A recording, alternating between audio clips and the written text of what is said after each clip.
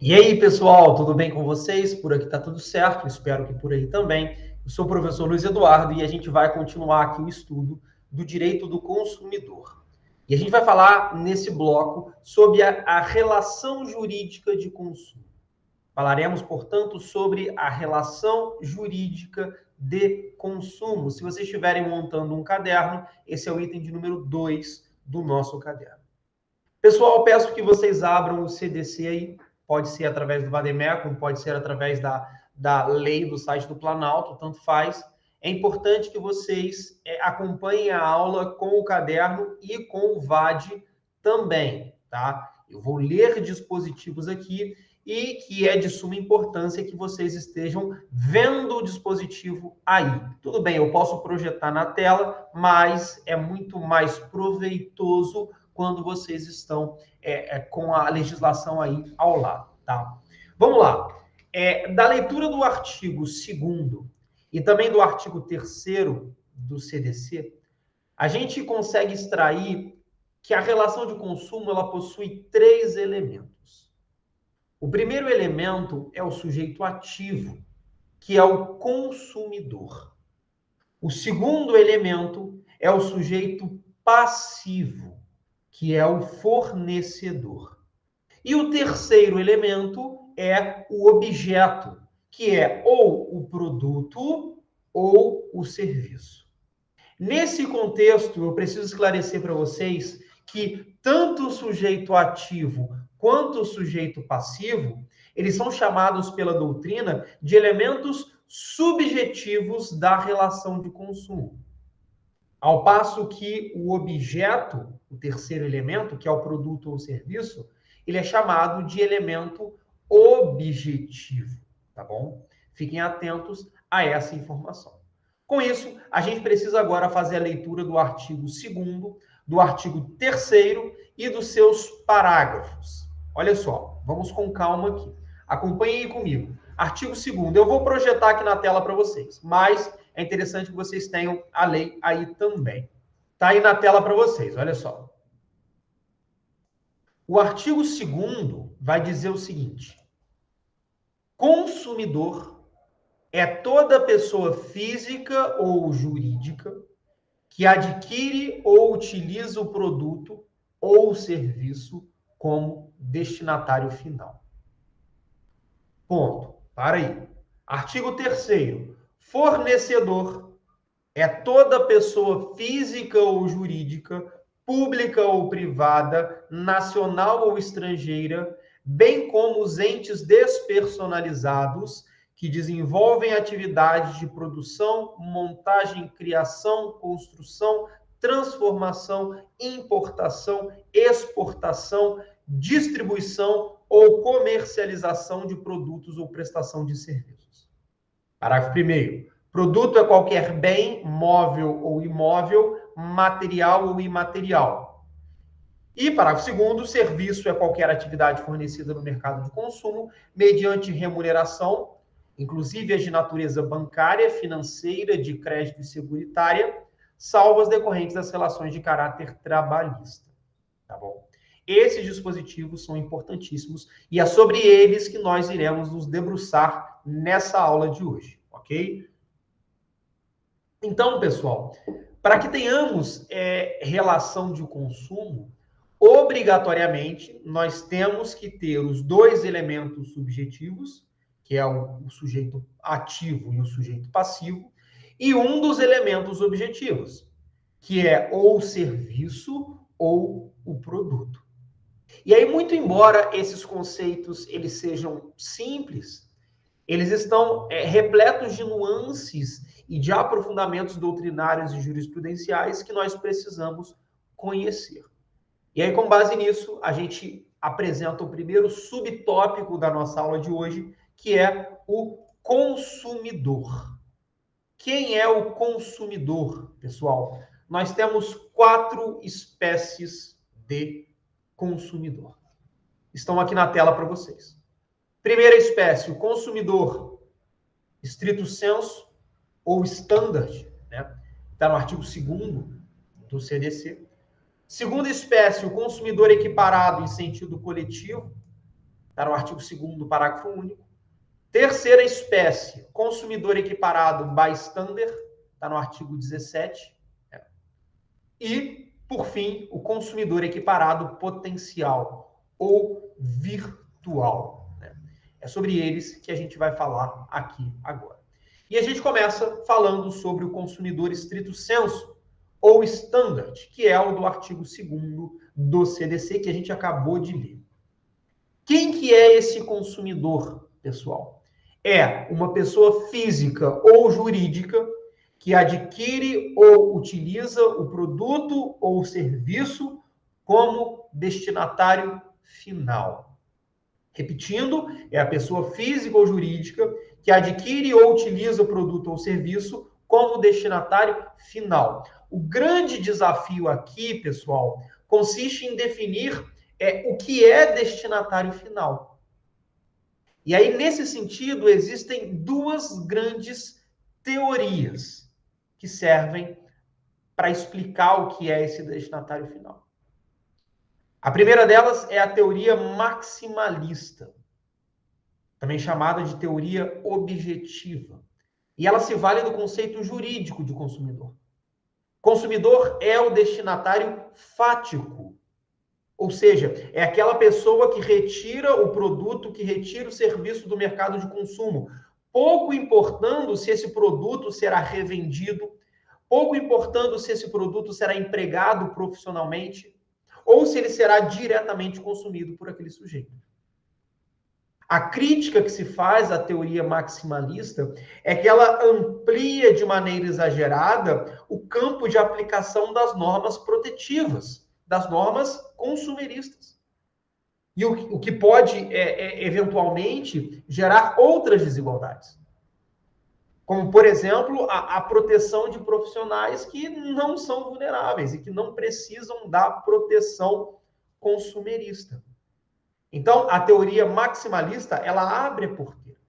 Qualquer pessoa, se eu compro, pela teoria maximalista, um computador para uso próprio, eu seria consumidor.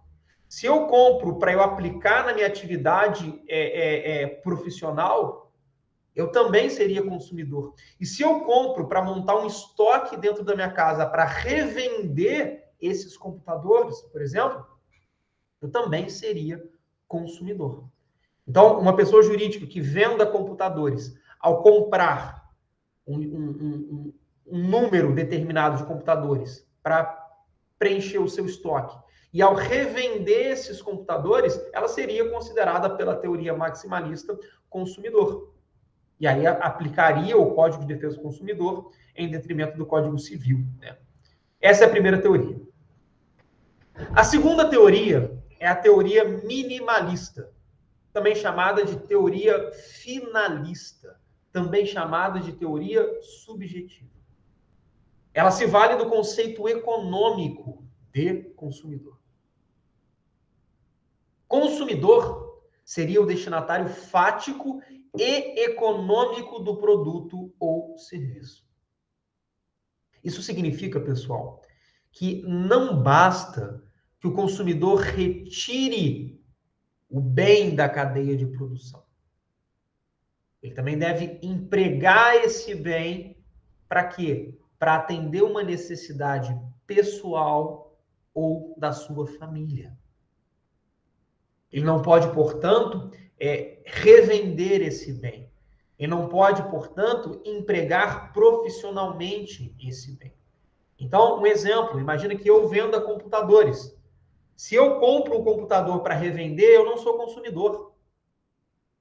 Ou então, imagina que eu seja um advogado e que eu use o computador para trabalhar.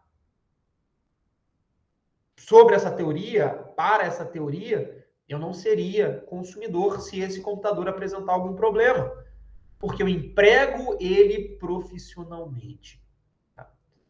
Essa teoria, ela apresenta-se como um outro ponto do polo, um outro ponto do extremo, né? Ela apresenta a outra extremidade. E ela também não está imune a críticas. Por quê? Porque a sua aplicação de maneira ilimitada, de maneira irrestrita, pode gerar injustiças. Claro que pode gerar injustiças. Porque eu posso estar empregando, por exemplo, o computador que eu comprei profissionalmente, mas eu posso ser vulnerável. E aí eu não vou ter a aplicação, não vou ter a proteção das normas consumeristas. Isso seria algo passível de crítica, com certeza. E aí, qual teoria dessas que o CDC adotou? O nosso Código de Defesa do Consumidor, ele adotou qual dessas teorias? Bom, num primeiro momento, pessoal, o STJ, seguindo ali uma inclinação doutrinária predominante, ele consolidou a teoria finalista para fins de conceituação do consumidor. Foi a segunda teoria que a gente acabou de ver. Só que houve uma evolução dessa teoria. Essa evolução se deu com base num julgado muito paradigmático do STJ, lá em, salvo engano, em 2012. E aí o que aconteceu, na verdade, foi um abrandamento ou uma mitigação da teoria finalista. E aí se criou a teoria finalista mitigada, ou também chamada de teoria finalista aprofundada. E foi essa teoria que o ordenamento jurídico brasileiro adotou. Então, temos a teoria maximalista em um extremo. No outro extremo, nós temos a teoria minimalista. E nós adotamos aqui no Brasil a teoria finalista mitigada. E ela diz o seguinte: ela vai dizer para a gente que em determinadas hipóteses, o Código de Defesa do Consumidor ele vai ser aplicado mesmo em casos em que não temos um destinatário final e econômico.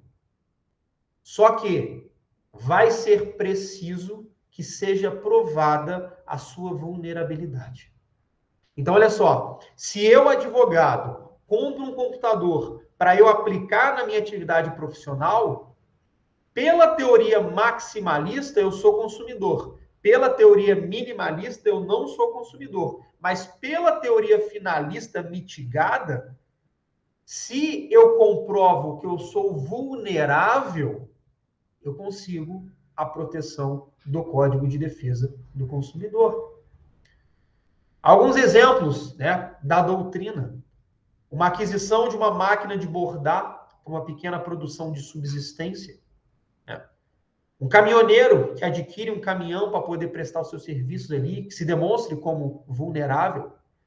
Pequenas empresas que utilizam insumos para a produção, mas fora da sua área de expertise. Claro, desde que provada a sua vulnerabilidade. Perfeitamente possível você aplicar o Código de Defesa do Consumidor. Na jurisprudência, nós temos também alguns exemplos.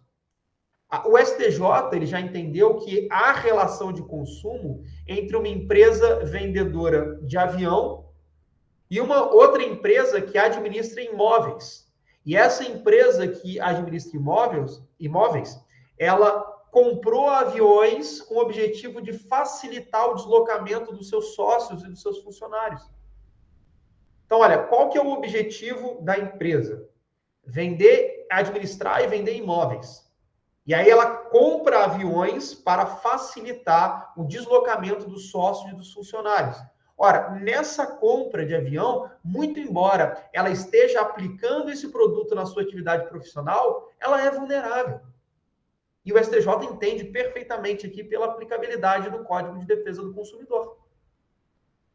Um outro exemplo, o STJ já entendeu que há relação de consumo entre a seguradora e a concessionária de veículos que firmam entre si um seguro empresarial, objetivando a proteção do patrimônio, destinação pessoal, né?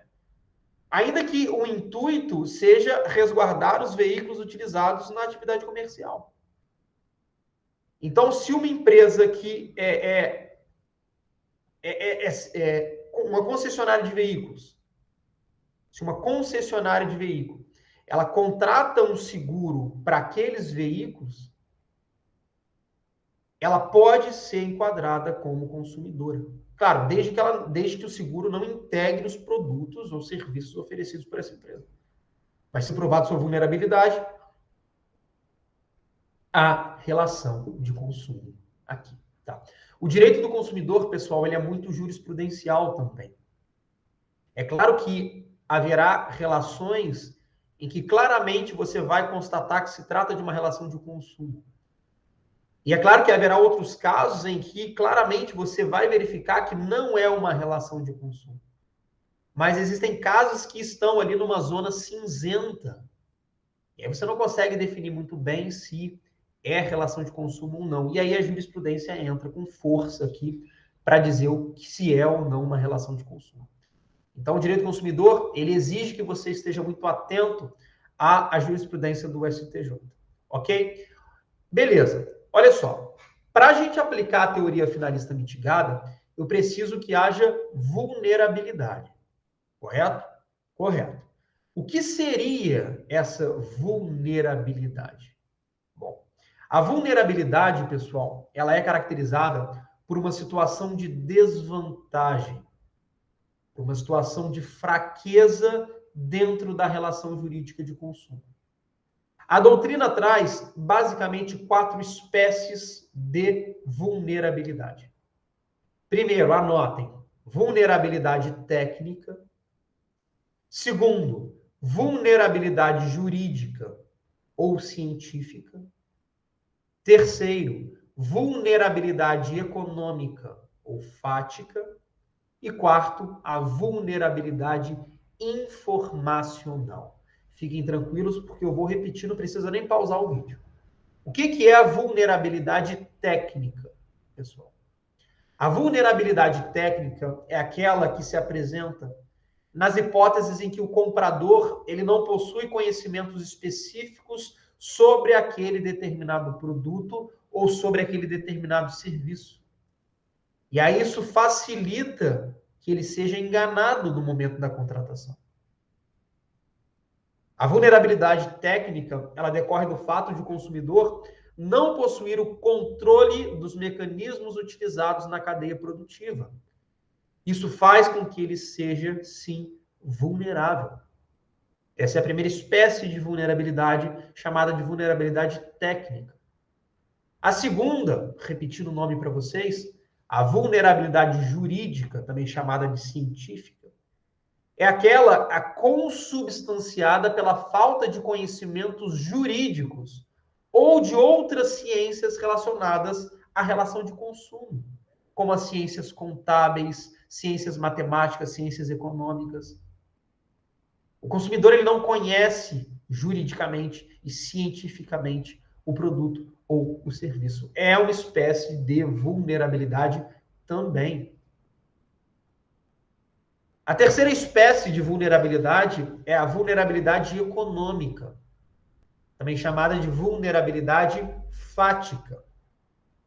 É a vulnerabilidade a que se vê o consumidor diante do parceiro contratual pela posição desse parceiro de monopólio ou pela essencialidade do serviço que ele presta ou do produto que ele vende. O que impõe uma posição de superioridade na relação contratual. Quem que é mais rico? Você ou as Casas Bahia? Claro que você pode ser mais rico que as Casas Bahia, mas a maioria dos brasileiros não é. Tá.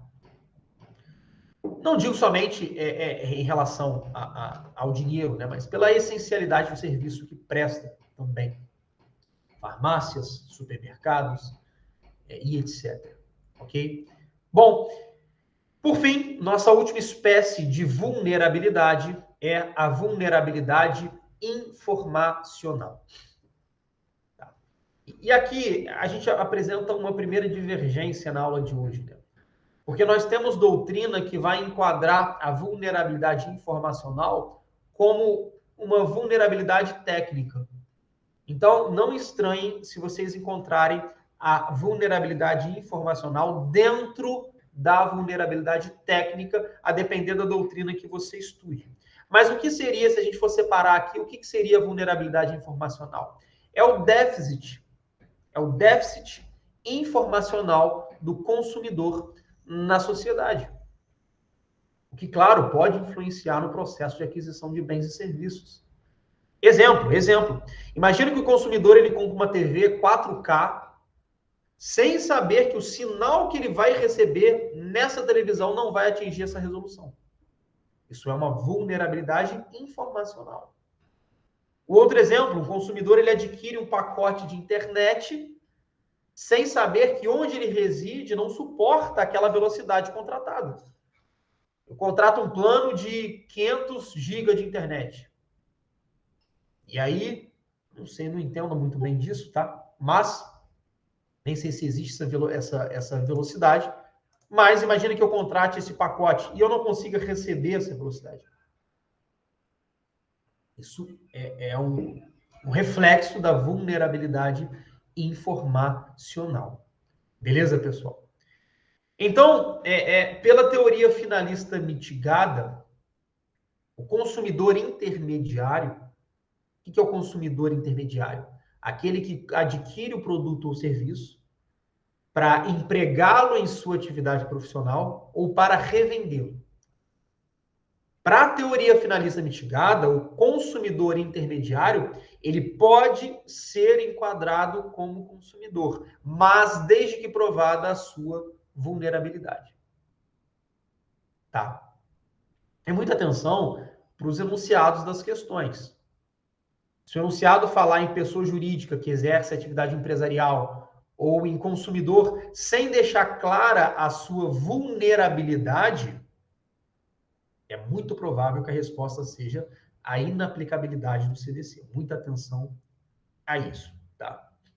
Para a gente fechar essa primeira espécie de consumidor, eu trago uma pergunta. Todo consumidor é vulnerável, pessoal? Como que eu relaciono a vulnerabilidade com a pessoa física e com a pessoa jurídica? Ora, via de regra, todo consumidor, pessoa física, é vulnerável. Ou seja, a vulnerabilidade da pessoa física é presumida. Ao passo que a da pessoa jurídica é possível, mas ela deve ser demonstrada no caso concreto. Ela tem que ser demonstrada no caso concreto. Beleza, pessoal? Com isso, nós fechamos aqui a nossa primeira espécie de consumidor. Vou voltar a projetar aqui na tela para vocês, que é o consumidor estrito sensu ou standard, está lá no artigo 2º, e agora a gente avança para estudar o consumidor equiparado em sentido coletivo. Artigo 2º, parágrafo único do CDC. O artigo 2º, parágrafo único, está aí na tela para vocês, ele diz o seguinte: equipara-se a consumidor a coletividade de pessoas, ainda que indetermináveis, que haja intervindo nas relações de consumo. Bom, quem é esse consumidor, pessoal? Esse consumidor é uma universalidade. É um conjunto de consumidores de produtos e de serviços, ou mesmo um grupo, uma classe ou categoria deles, desde que relacionados a um determinado produto ou a um determinado serviço. Professor, mas essa é uma categoria muito abstrata. Mas ela parte de uma perspectiva muito relevante e muito realista. É muito natural que se previna o consumo de produtos e serviços que sejam nocivos, que sejam perigosos. E aí, beneficiando abstratamente as universalidades, as categorias de potenciais consumidores. Ou, se já provocado o dano efetivo, que se busca é conferir a essa universalidade de consumidores, ou esse grupo, ou essa categoria, os instrumentos jurídicos processuais para que essa categoria possa obter uma justa e mais completa possível reparação. Então, esse é o consumidor equiparado em sentido coletivo. Avançando, vamos para a nossa terceira espécie de consumidor, que é o consumidor equiparado bystander, que está lá no artigo 17 do CDC, que está aí na tela para vocês. Olha só. O artigo 17 está dentro da seção 2, que fala da responsabilidade pelo fato do produto e do serviço. O artigo 17 diz o seguinte: para os efeitos desta seção, equiparam-se aos consumidores todas as vítimas do evento. Então, olha só. Muita atenção, porque o artigo 17, ele fala da responsabilidade pelo fato do produto e do serviço. Ele não fala da responsabilidade pelo vício. Então, toma cuidado com isso. Professor, mas qual a diferença do fato para o vício? A gente já vai ter uma aula específica sobre isso. Não é a aula de hoje, mas a gente já vai chegar lá. Tá? Então, o artigo 17 diz que para efeitos dessa seção, ou seja, da responsabilidade pelo fato do produto ou do serviço, equiparam-se aos consumidores todas as vítimas do evento. Tá? Então, pessoal, para fins de responsabilidade, o artigo 17 do CDC, ele considera como consumidor qualquer vítima da relação de consumo. Ou seja, todos os prejudicados pela relação de consumo, pelo evento de consumo. Exemplos. Imagina que você esteja na sua casa, eu não vou usar a sua casa como exemplo, mas imagina que você esteja na sua casa e a casa ao lado, ela é colocada ao chão porque um avião cai em cima dela.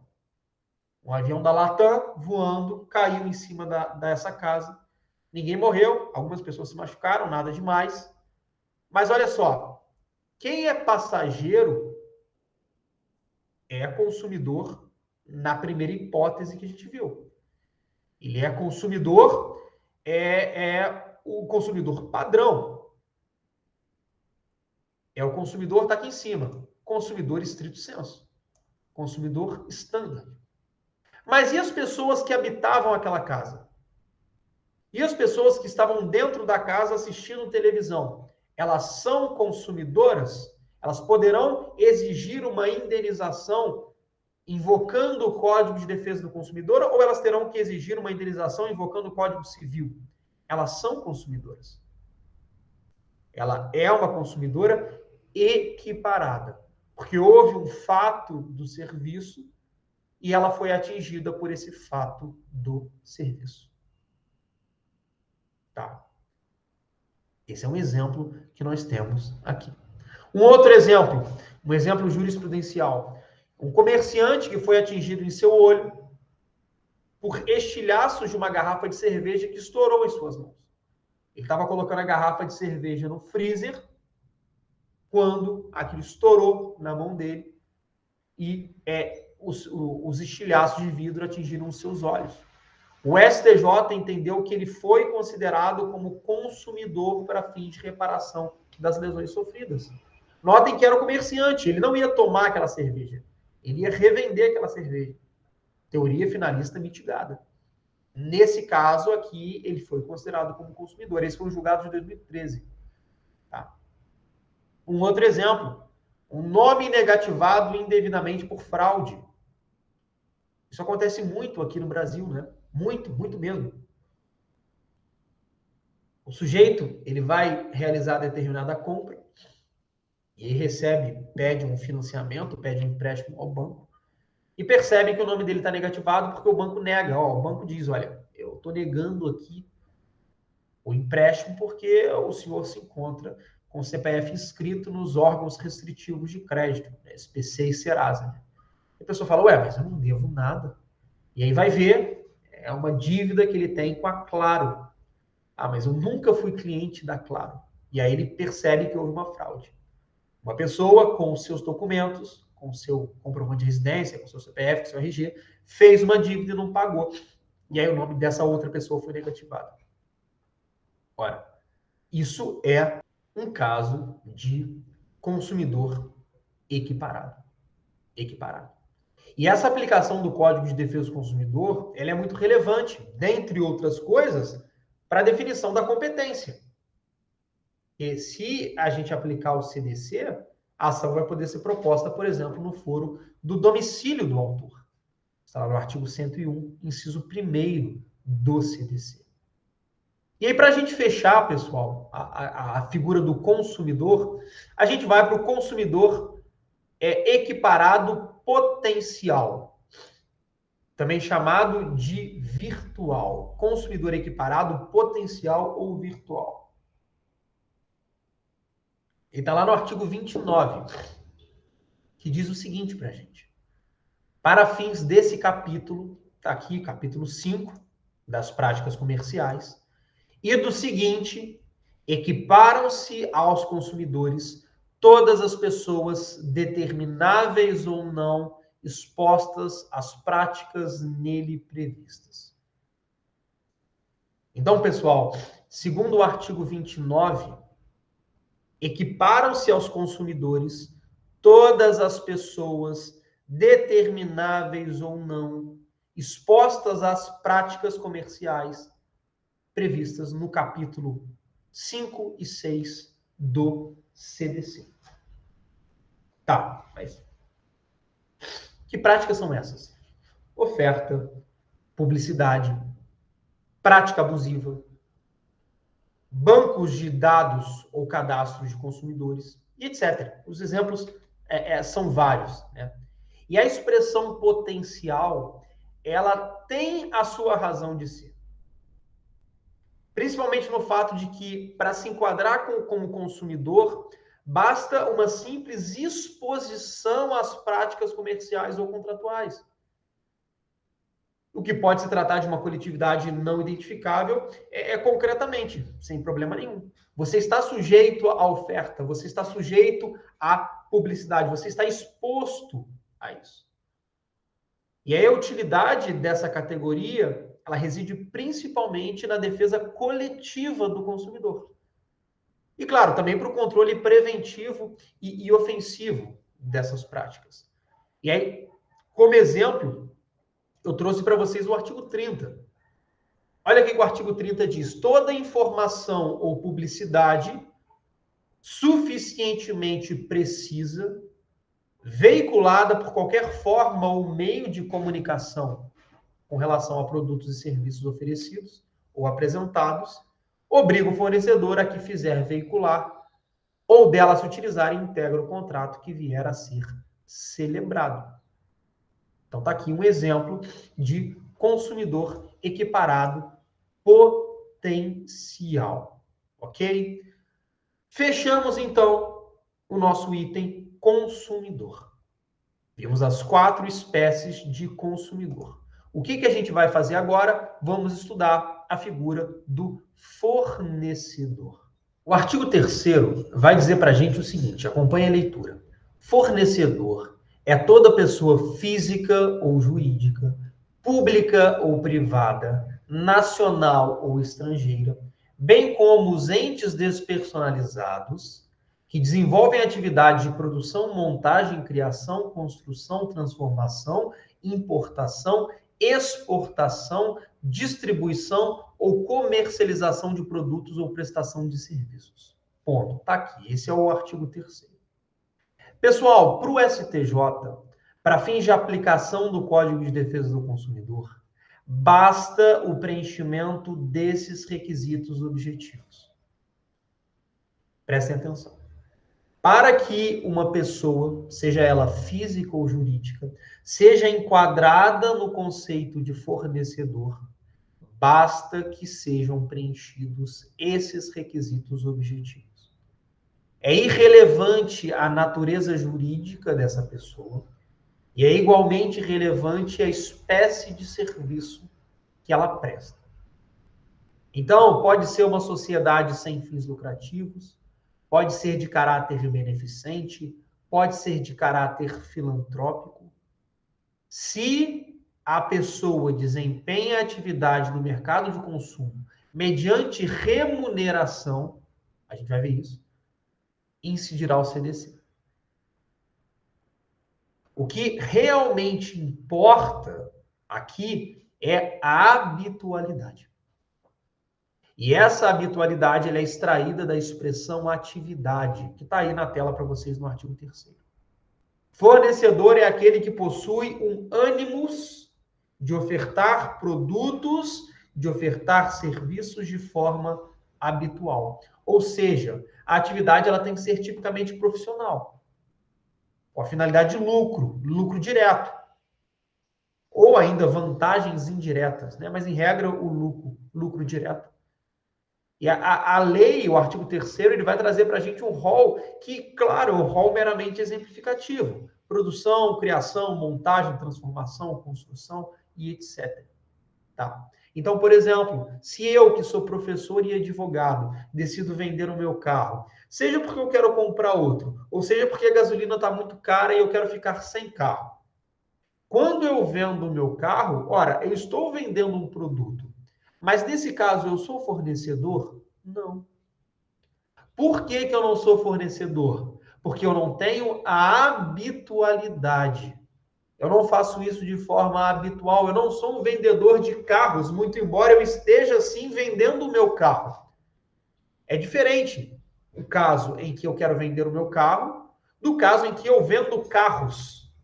Imagina que eu começo a intermediar a venda de carros e eu começo a fazer isso com habitualidade. Pô, pronto, aí eu terei a habitualidade, aí eu vou ter o ânimo de ofertar produtos de maneira habitual e aí eu serei sim fornecedor. Mas aquela venda isolada que você faz não faz com que você seja fornecedor. Isso é relevante? Claro que é. Porque se eu, advogado e professor, vendo o meu carro porque eu quero trocar de carro, se der algum problema nesse carro com o novo dono, é claro que ele vai poder exigir uma reparação, mas não com base no Código de Defesa do Consumidor, e sim com base no Código Civil. Tudo bem? Duas observações importantes. Primeira observação: essa prova da habitualidade, ela tem que ser feita pelo consumidor. Não há uma inversão do ônus da prova aqui nesse sentido. Não. É você, consumidor, que tem que comprovar em juízo que aquele suposto fornecedor é fornecedor por atuar com habitualidade.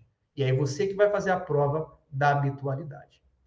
E a segunda observação, também muito importante, é que pessoas jurídicas de direito público, inclusive suas concessionárias, podem ser enquadradas como fornecedor para fins de aplicação do CDC. Muita atenção, porque eu disse podem, nem sempre serão. Temos 4 fundamentos para isso aqui. 4 fundamentos legais para dizer que pessoa jurídica de direito público pode ser enquadrada como fornecedor e pode estar sujeita ali às normas protetivas do CDC. Primeiro fundamento: previsão legal de que a pessoa jurídica de direito público pode ser fornecedor. Isso está no artigo 3º aí na tela para vocês. Segundo, previsão dentre os princípios da política nacional das relações de consumo, de racionalização e melhoria dos serviços públicos. Isso está lá no artigo 4º, inciso 7º. Terceiro fundamento, previsão como um direito básico do consumidor da adequada e eficaz prestação dos serviços públicos em geral. Artigo 6º, inciso 10 do CDC.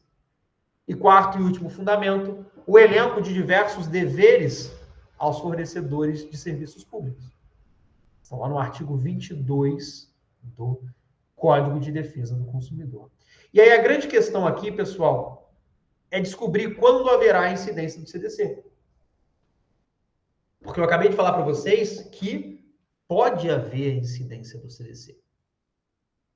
Quando vai haver e quando não vai haver? Bom, o critério para isso é a gente diferenciar os serviços públicos uti singuli dos serviços públicos uti universi. Como assim? O que é um serviço público uti singuli? É aquele que tem uma remuneração direta, como, por exemplo, a tarifa, como, por exemplo, o preço público. E, além disso, o consumidor ele consegue ser individualizado. Como assim? Olha só, o pedágio é uma espécie de tarifa por um serviço público. O transporte público também é um exemplo de serviço público em que você paga ali uma tarifa, um preço público. E nesse caso, a remuneração é direta, porque você só paga se você usar, e você consegue ser individualizado. É possível você saber quem usou cada serviço público desse. É possível você saber se você usou o pedágio e quanto você usou.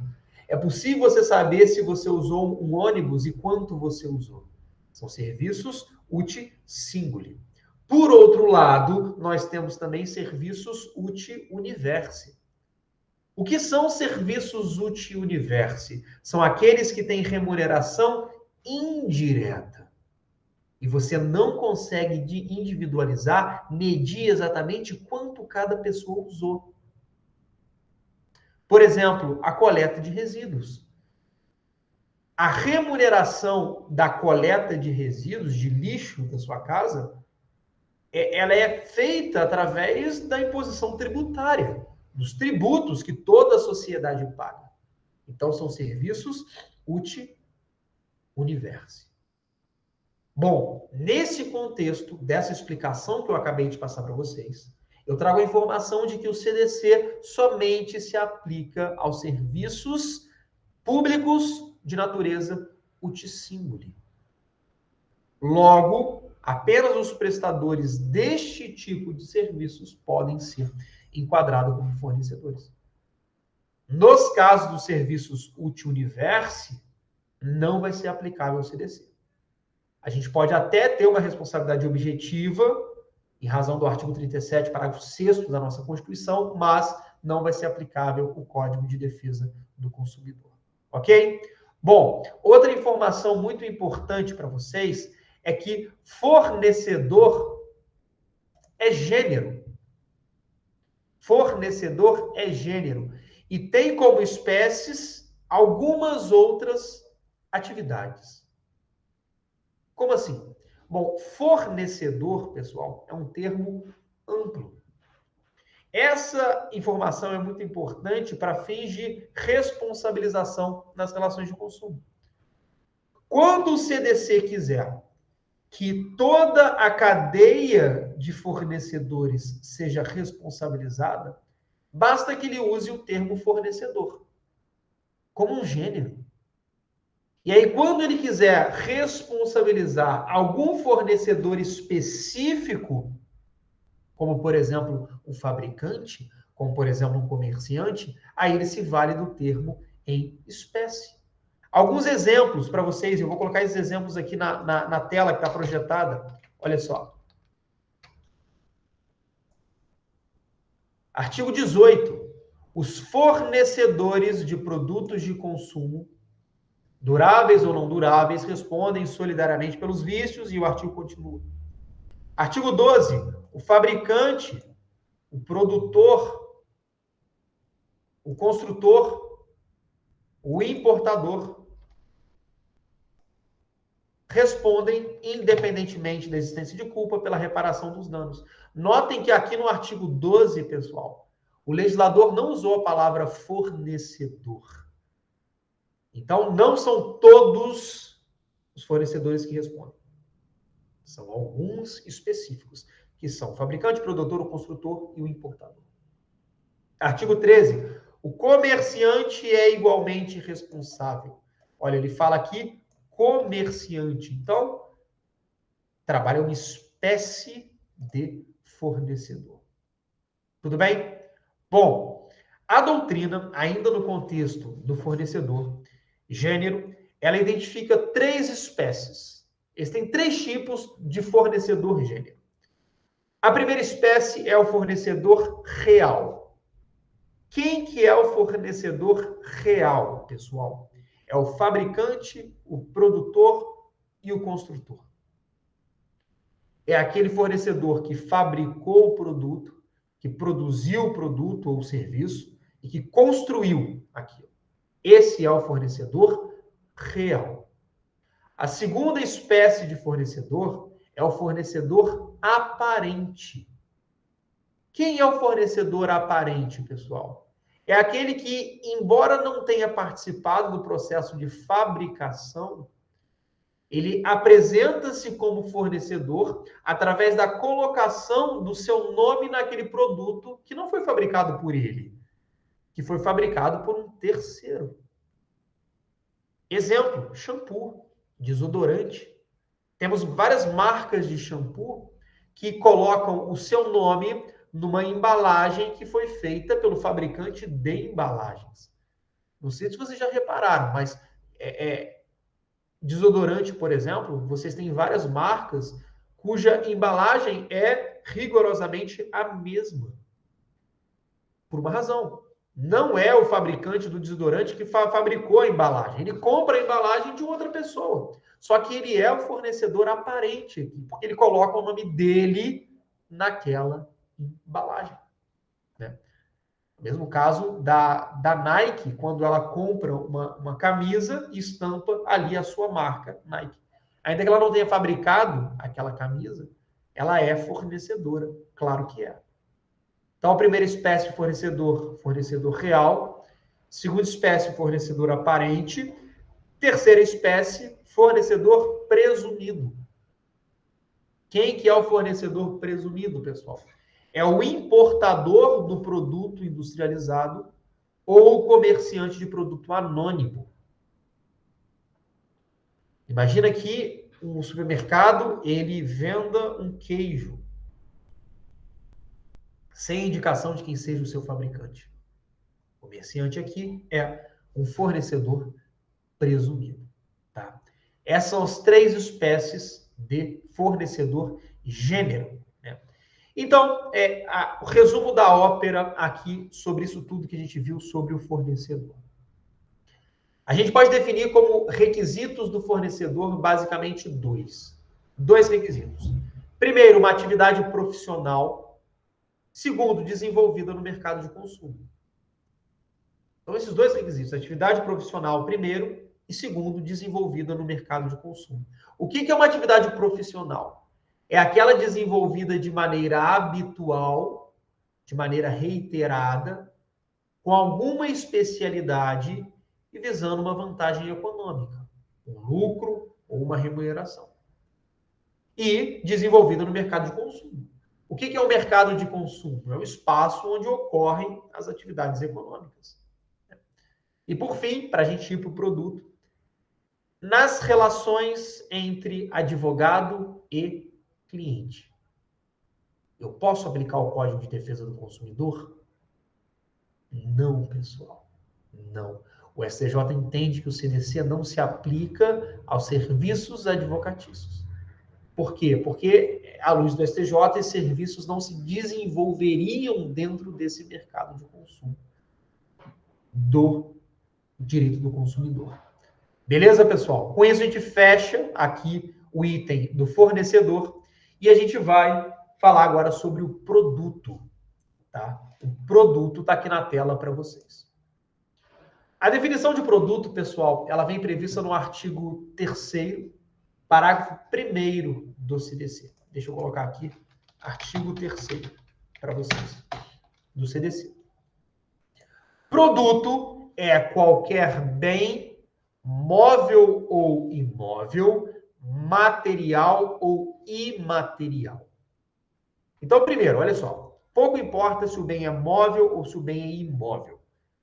Ele é bem, ele é produto, tá? Para fins de incidência do CDC. Pouco importa também se ele é um bem material ou imaterial. Professor, mas o que seria um bem imaterial? O lazer. Casas noturnas, casas de espetáculos estão sujeitas ao CDC.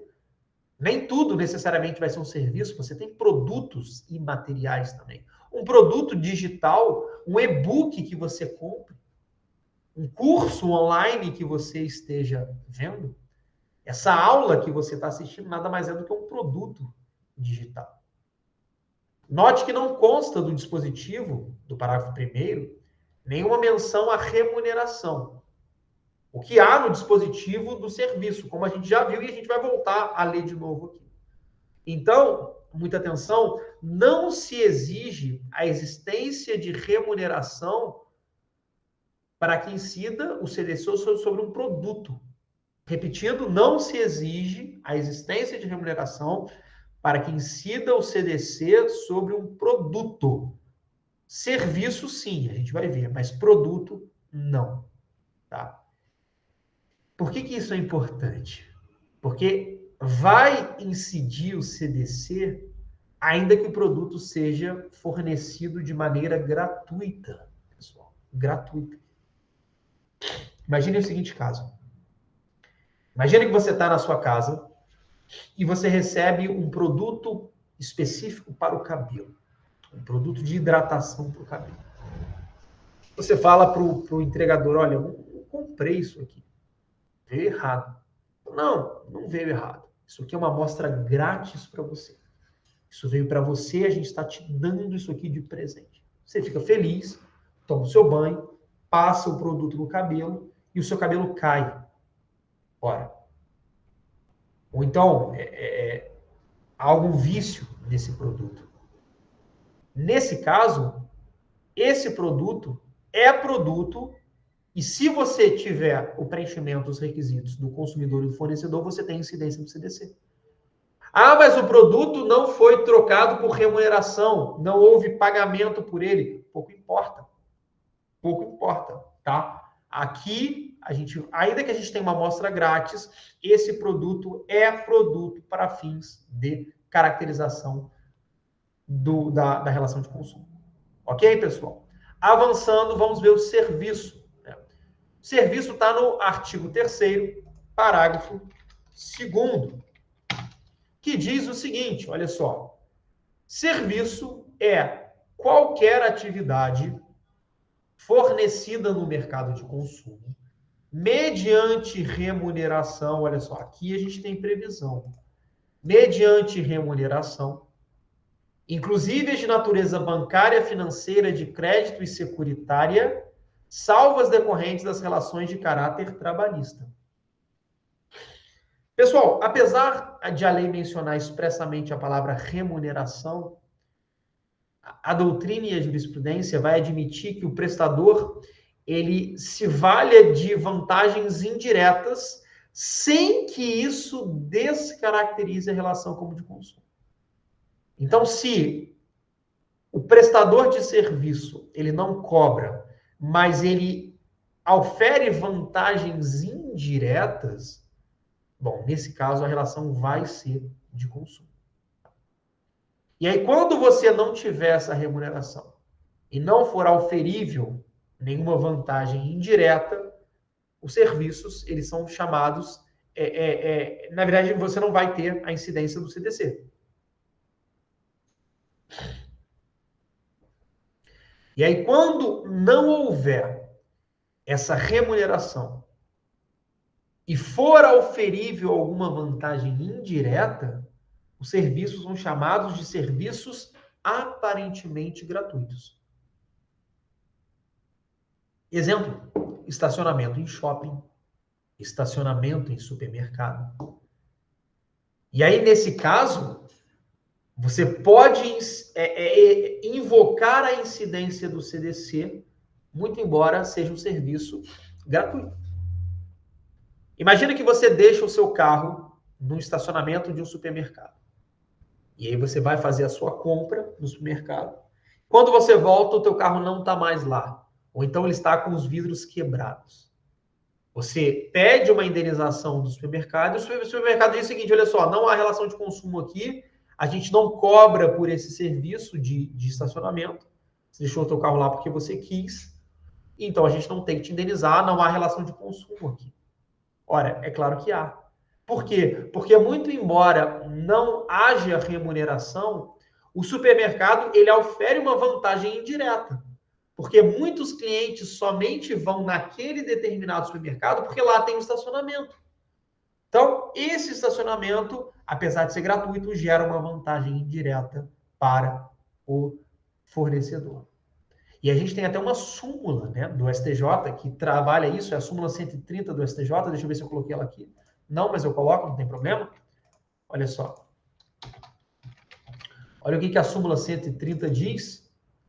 A empresa responde perante o cliente pela reparação de dano ou furto de veículos ocorridos em seu estacionamento. Se o estacionamento, pessoal, ele for cobrado, aí ótimo. Incide o CDC, não dá divergência, não há discussão nenhuma. O que a súmula está trabalhando aqui é o caso em que o estacionamento é gratuito. Na verdade, ele é aparentemente gratuito. Ah, professor, mas e se a pessoa ela só entrou no supermercado, mas ela não fez compras no supermercado? Pouco importa. A jurisprudência entende que é irrelevante se o cliente fez ou não fez compras no estabelecimento. Tá bom? Para a gente fechar essa aula, a gente fechar o serviço e fechar essa aula toda aqui, sobre essa previsão, inclusive as de natureza bancária, né, do parágrafo 2º, ó, tá aqui, ó.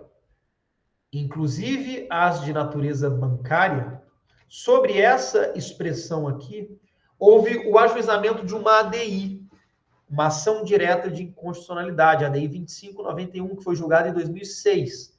E essa expressão foi declarada constitucional pelo STF. Então, essa previsão aqui, ela é compatível com a nossa Constituição. Então, isso significa que as instituições financeiras, os bancos, eles se sujeitam ao Código de Defesa do Consumidor. E a súmula 297 do STJ vai confirmar esse posicionamento. Com isso, pessoal, nós fechamos aqui a nossa aula sobre os elementos da relação de consumo, né? Falamos sobre a relação jurídica de consumo, vimos os elementos subjetivos, que é o sujeito ativo e o passivo, vimos os elementos objetivos, que é o produto ou o serviço, e aprofundamos nos pontos jurisprudenciais e doutrinários interessantes, ok? Fechamos esse bloco aqui. Qualquer dúvida, estou à disposição de vocês.